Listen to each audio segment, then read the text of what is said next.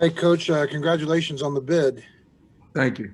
Hey, I'm just kind of wondering, kind of unique in the sense that you guys are getting ready to go to the NCAA's, and like no one's on the team has played an NCAA tournament game before. Weird at all in that sense, or is this because of all the protocols and no fans? It's going to be such a different experience. Is it maybe you know not that big of a deal at all? Honestly, I don't think it's that big of a deal at all because uh, even if some of them had been in the NCAA tournament before, this is going to be like no other. I mean, you get there and you have to quarantine for 48 hours. Uh, you have to eat box uh, breakfasts, lunches, and dinners, everything like that. So, and then you can't leave the hotel, and you got to go. You can't even when you leave the rooms. Everybody has to be out, and you have to call somebody to tell them you're coming down to the meal room or whatever, and you have to go as a group. So this is not going to be like any experience they ever had. To be honest with you. Ryan Pritt. Hey, Mike, just a general one. What did you think about where you landed in this thing, your seating, and what are the initial thoughts of Lehigh when you look at them? Well, I thought we would be, you know, anywhere from a 3, 4, 5 seed. So I wasn't surprised with that. Yeah, Lehigh, they have a bunch of shooters. They'll play a 4-out, 5-out. They play combination zones. They'll play a 1-3-1, 2-3, boxing or triangle and 2. They'll play little man. So they'll change up a lot.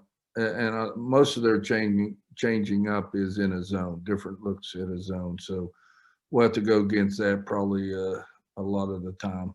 But they have a lot of shooters. They run a lot of stuff. They remind me a little bit of when we used to be in the Big East, play Villanova. Some of the sets they run, the curls and the flares and that type of stuff. So we'll have to guard them. We'll have to get out and guard them. Greg Hunter.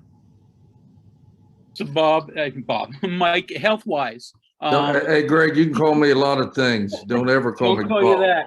I've been on too many Zooms. I can't even keep track of where I am. So you're health wise for you guys. I know Esmery got hurt Sunday, turned an ankle, and so her status. And any chance Madison Smith can play in the postseason? I don't know. I mean, I think Esmer will be fine. KK sprained her ankle too. I think she'll be fine. As far as Madison, I just don't know. I mean, is she getting better? Yeah, but I don't know if we're going to be willing to put her out there. She's going to get a lot better over this week, and we'll see. We'll see. Now she wants to play, and she's going to be mad at me and all that. I already warned her mom and dad that she's going to call you and say that she's mad at me, but I'm not going to put her out there unless I feel she's going to be safe. And if I don't feel that way, then she won't play. Coach, we have a submitted question from Bob Herzl, just asking about KK Deans and how she played in the Big 12 tournament and just how she took it to another level. How hard is that to carry on into the NCAA tournament from here? Yeah, KK plays hard. She has to guard the best offensive player on the other team on the perimeter. And then she gets up and down the floor, and she also can, score. So she plays extremely hard. She has all year. Will she carry it over? There's no doubt in my mind she'll carry it over because she always plays hard. Now, you're not always going to hit your shots. You're always not going to make the best plays all the time. But, players like that always play hard, and it's always positive. We'll go to Mitchell next.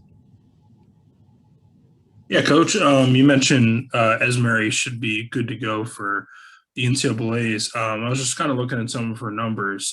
She's got double-digit rebounds in, I think, 6 of her last 8 games. How much is her work on the boards important to your success? Oh, it's very important. I thought Esmery rebound.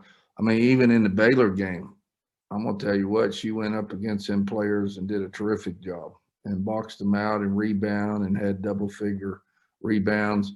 Now, I thought she did a great job all year, but you're right. It's so important that we keep people off the offensive boards, and her and Carey, and they do a great job of doing that. We'll go back to Justin.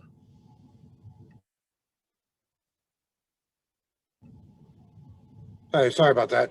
Hey, you're talking about kind of like the old Villanova style. I was looking at it on the stats, and Lehigh's, I think they've shot twice as many threes as they've attempted free throws. I thought that was kind of weird. Just 3-point defense will be at a premium here for you guys. Yeah, that will. When you're standing around, when you shoot a lot of threes, you're not attacking the rim. So, you're not going to get at the foul line that much. But, yeah, we're going to defend the three. But, the other thing is, it can be good or bad. On the misses, there's going to be long rebounds. So our guards are going to have to get involved in the rebounding. And if we do that, then we have opportunities for the fast break, with long rebounds. So if we can get our guards involved in the rebound, a lot of balls are going to come around the top of the key off missed shots. So we got to get those rebounds and then push the break, run them at that time. Hey, if I could ask a follow-up too real quick, Coach. Obviously, you guys have been through, every team has been through so much this year as far as protocols and trying to stay safe. Mm-hmm. Getting to this tournament, if this is the year you guys can break through to the Sweet 16, does that kind of make maybe all this crap that you guys have gone through worth it? Yeah, we feel very fortunate that we got a season in. We really do, and we're excited about that. And all the credit goes to our players and staff and everybody. We've stayed safe throughout the year, and we had nobody sitting out because of COVID, and we didn't have to take a break in the season and all that. So that's a credit to the whole staff and players. But yeah, we and we're going to be safe down there. So hopefully we can go win some games and got to shoot the ball better. Our spacing's got to get better. Our spacing was not good the whole tournament. We won 2 games, but that's why we didn't score. We didn't score. We were scoring in the 70s and 80s, and all of a sudden get to the tournament and we're scoring in the 50s and 60s. And we had too much one-on-one, too much dribbling, not enough spacing, not enough passing, not enough going inside out. So very important we do that. If we don't do that, we're going to struggle to score again down in the tournament. Ryan Pritt. Mike, I don't know if we're still counting Kaiser on the sprained ankle list too. I know she played 3 games with one this past weekend, but if you are, that's 3 of your major rotation players nursing ankles. And I know you've been kind of used to limiting practice all year, so it's something you're kind of used to. Is it more of the same, even more so this week? And do you think the fact that your team's kind of thrived with limited practices all year, does that help in this situation? Honestly, I think we need practice. We need to get a couple really good practices in, especially because of our offense right now. I don't like where we are offensively. Everybody's chasing the ball. Everybody's, the spacing's not good. The rotation, the movement's not good. So we really need to iron that out in practice. Now, with that being said, we're not practicing today. I gave them the day off also, and we'll come tomorrow, and hopefully the players with the ankles and that are ready to practice. Now, if they can't go full speed, and then that changes practice. So it'll just be, I'll have to play it by ear tomorrow morning. Greg Hunter. So Mike, one positive, I guess, out of the COVID and putting everybody in one location is, for the first time in a long time, you don't have to play on an opponent's home court during the tournament, and the whole tournament is going to be neutral site. So your thoughts that, there's no home court advantage finally in a women's tournament? Yeah, what's ironic about this whole thing, Greg, this is the first year we could host. We're in the top 16 seed. Isn't that amazing? and then we would have the advantage. But now, because we can't, nobody's hosting, we don't have an advantage like all the other years. I've complained about this would never happen on the men's side. They'd play on a home floor. And now we have to play on neutral side when we had the advantage. But now I'd rather have every year play on a neutral floor, whether it's, I just think that's fair. In the NCAA tournament, you play on a neutral floor. You don't play on the home floor. That's too big of an advantage. Greg Carey. Coach, the fact that Lehigh's only played 15 games total and all of them were within their conference, does it change or impact anything when you scout them? I mean, what kind of an impact does that make? Well, not a lot of teams in that. They didn't go against a lot of man-to-man. So, I mean, we're having a little bit of a problem finding some people that played a man. But we'll find it. I mean, we're going through every game right now. We got to find what, and you know, they run a lot of motion. The one game we did find, they run a lot of motion and a lot of curls, a lot of flares, a lot of movement, a lot of basket cuts. So they're going to spread us out. They're going to spread us out, and we know that. We got to talk on defense, get out on the three, sit down, and then when they drive, you know, we still got to stay out. A lot of teams like that, they get into the paint and they jump stop and they turn, they look for people that helped in and they kick it out for threes. So we're going to be disciplined on the defensive side and stay out on the shooters. Justin, go ahead. Greg kind of took my question there, but I'll kind of ask it like this. I mean, once you guys, you know, you get 64 teams down there and coaches talk and stuff. I mean, once you guys kind of go through this, do you think there is a possibility that, you know, in the years to come that, you know, even though COVID won't always be here, but do you think there could be the possibility of, you know, keeping neutral site or one site kind of deal for an NCAA women's tournament? You know, there's been talk about that. There really has. And, you know, maybe, hopefully this goes well. Maybe that, you know, we'll continue to do something like this. But, you know, it all becomes a financial thing.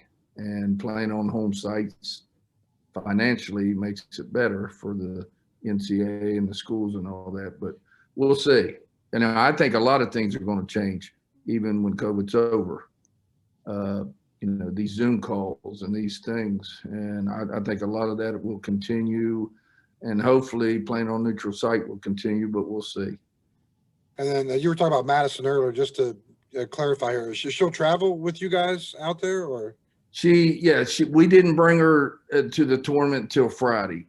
We kept her here for treatment all the beginning of the week because we could do more for her here than we could down there. So she traveled down there Friday, came back with us on Sunday. She's getting treatment now. But to answer your question, she will travel with us to the NCAA, and you know, we'll see where that ends up. We'll see where it ends up. But I was watching her a little bit yesterday. They were having her with the ball, doing a little bit of zigzag, but she's not 100% right now. So we'll see what happens. Ryan, go ahead. And Mike, last thing for me, you were talking about your offense and about it needing some work after this past weekend, but on the other side of the coin, defensively, you guys posted some pretty good numbers, and especially talking perimeter defense in the Oklahoma State game really stuck out. So pretty happy with where you are on that side of the ball and pretty confident as you head into this thing? Yeah, I thought defensively and even on the boards, we did a pretty good job. I mean, even the Baylor game, I think they were averaging 20-some offensive rebounds a game in that tournament. We held them to 11, and they got 2 or 3 of them there at the end. So, you know, I was happy with the boards. I was happy with our defense overall. But our offense, you know, when you get in tournament play, you have to score points, and because teams can score. So we're going to have to score. We're going to have to get back to making the extra pass. We're going to get back going inside out. We got to get some scoring out of Carey. Esmeri needs to touch the ball. You know, everybody needs to touch the ball and save space. And normally when you do that, you know, you're going to score a lot of points. You really are. And our defense needs to create some offense. That's the other thing it needs to do a little bit. Greg Hunter. So, Mike, travel question. I assume, first of all, you don't have to load the bus up like you did in Salem days and drive down to San Antonio. But just what's your travel schedule? Do you leave tomorrow? When do you get down there? What do you do when you're there in terms of practice? How often? Well, Greg, first of all, at Salem, we took vans. We never had no bus. We took like 2 or 3 vans. And I drove one of them. So, I mean, that's the way it was at Salem. But we don't know yet. To be honest with you, the NCAA has not called us yet and told us what time we're leaving tomorrow. So until they do that, I mean, I'm sure they're making a lot of people's flying. They're going to use the same planes, you know what I mean, and connections and all that. But we don't know yet what time we leave tomorrow. But we do want to have a practice before we leave. Hopefully, we're not leaving at 10 in the morning. That means I'll have to have a practice about 6 in the morning. So hopefully it's later, but because once we get down there, we won't practice that first day. And then hopefully the second day that evening, we'll be able to practice when the test results come back.